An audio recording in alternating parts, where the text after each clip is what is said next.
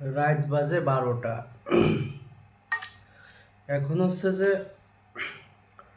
ওই লুডুস পাক করে ডিশি নিয়ে বইছি খাওয়ার জন্য। এখন আর ওই ভাত টাত রান্নার জন্য এনার্জি নাই শরীরে। হ্যাঁ, তাই লুডুস পাক করে নিয়ে আইছি। এখন যে পরিমাণ লবণ দিছি, মনে হচ্ছে কক্সবাজারের যে লবণের ক্ষেত আছে, ওই ক্ষেত ধরে মনে হয় যে লুডুসের ভিতর দিয়ে দিছি। এখন কিছু করার নেই, খাওয়াই লাগবে।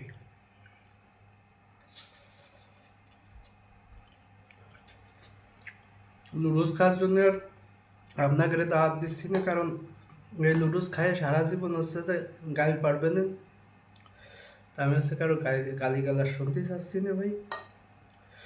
খাওয়া দেখেন, আর যদি ভালো লাগে তাহলে একটু কমেন্ট টমেন্ট করেন, লাইক করেন। মোটে তো লাইক হয় না।